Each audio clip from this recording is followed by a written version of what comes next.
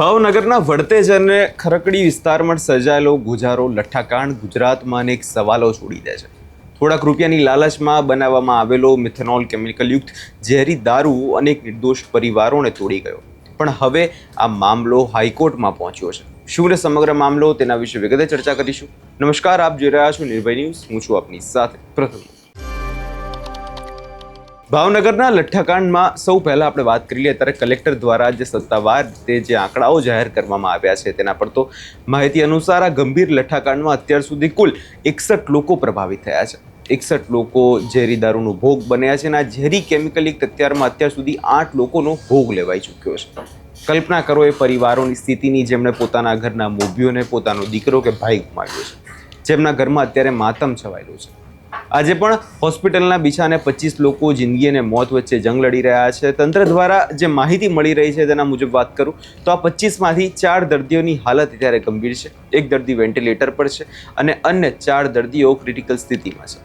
તબીબોની ટીમે બચાવવા માટે અત્યારે રાત દિવસ એક કરી રહી છે. જો કે આ સ્થિતિ વચ્ચે રાહતના સમાચાર માત્ર એટલા જ છે કે 10 દર્દીઓ સંપૂર્ણ સાજા થઈને ઘરે પરત ફર્યા છે. આ ઉપરાંત 18 દર્દીઓ એવા પણ સામે આવ્યા કે જેમને શરૂઆતમાં સામાન્ય લક્ષણો જણાતા હતા, પરંતુ સમયસર ડોક્ટરની સલાહ અને સારવાર મળી જતા તેઓ ભયમુક્ત આ મામલે થયા છે. આ જ નીતિ અને સ્થાનિક તંત્રની મિલીભગતની શંકાઓના પગલે હવે આ કેસમાં મોટો અને નવો વળાંક સામે આવ્યો છે. સમગ્ર પ્રકરણ હવે ગુજરાત હાઈકોર્ટના દ્વારે પહોંચ્યું છે. નીતિન ગાંધી દ્વારા નામના એક જાગૃત નાગરિક અને અરજદાર દ્વારા ગુજરાત હાઈકોર્ટમાં એક મહત્વપૂર્ણ અરજી જે છે દાખલ કરવામાં આવી છે. હવે આ કોઈ સામાન્ય અરજી નથી. આ અરજીમાં સીધી જ માંગ કરવામાં આવી છે કે આ લઠ્ઠાકાંડની તપાસ કોઈ સ્થાનિક એજન્સી કે પોલીસ પાસે ના કરાવતા સ્વતંત્ર અને નિષ્પક્ષ આમાં તપાસ થવી જોઈએ. અરજદારે હાઈકોર્ટ સમક્ષ રજૂઆતો કરી છે કે આ કેસની તપાસ કોઈ નિવૃત્ત ન્યાયાધીશ અથવા સ્વતંત્ર ન્યાયિક એજન્સી સીધી દેખરેખ હેઠળ થવી જોઈએ. હવે આ માંગણી પાછળનો હેતુ બહુ સ્પષ્ટ છે. જ્યારે સિસ્ટમના જ લોકો શંકાના ઘેરામાં હોય ત્યારે તેમની જ એજન્સીઓ પાસે સાચા અને નિષ્પક્ષ ન્યાયની અપેક્ષા કેવી રીતે રાખવી? નિવૃત્ત જજની દેખરેખ હેઠળ તપાસ થાય તો સાચા ગુનેગારો સુધી પહોંચી શકાય. પછી ભલે તે ગુનેગાર કોઈ મોટો બુટલેગર જ કેમ ના હોય કે પછી કોઈ અધિકારી આમાં મિલીભગત કેમ ના હોય. સવાલ અહીંયા એ ઊભો થાય છે કે આ મોતનો વેપાર ચલાવી કોણ રહ્યું હતું? કોની રહેમ નજર હેઠળ આ ઝેરી દારૂની ભઠ્ઠીઓ ધમધમી રહી છે?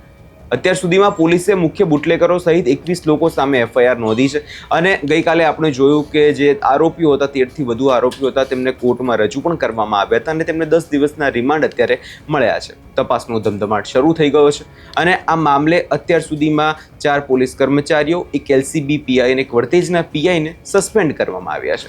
પરંતુ સવાલ હજુ પણ એ છે કે શું આ સસ્પેન્શન પૂરતું છે ખરી?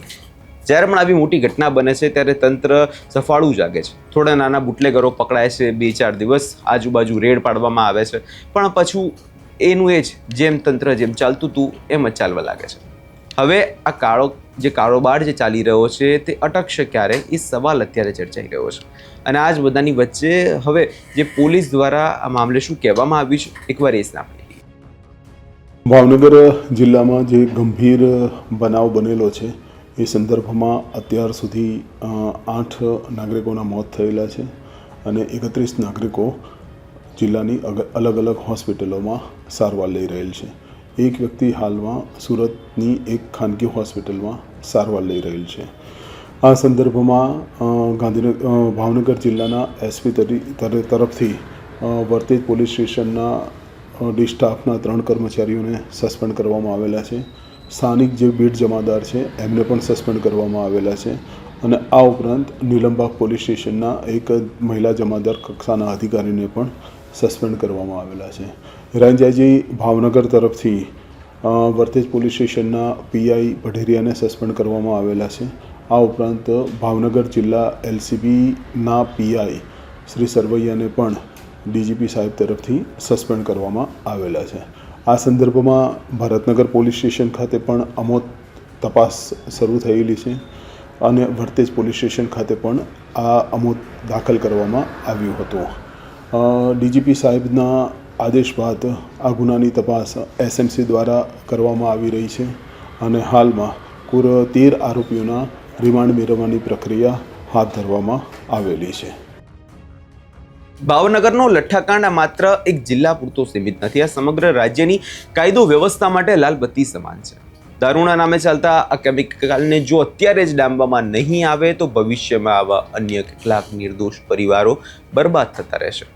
ગુજરાત હાઈકોર્ટે આ અરજી પર શું નિર્ણય લેશે, શું નિવૃત્ત જજની દેખરેખ હેઠળ તપાસના આદેશ અપાશે, આ સવાલોનો જવાબ અવનવાર સમયમાં મળશે. પરંતુ એક વાત તો ચોક્કસ છે કે 8 લોકોએ આમાં જીવ ગુમાવ્યા છે તે ક્યારે પાછા ફરવાના નથી.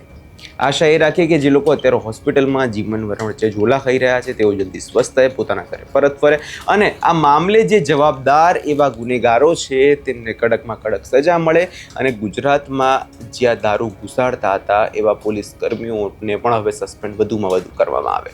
તમને શું લાગે છે કમેન્ટ કરી ચોક્કસથી જણાવજો અને અમારી ચેનલ નિર્ભય ન્યૂઝને લાઇક, શેર અને સબસ્ક્રાઇબ કરવાનું ભૂલશો નહીં.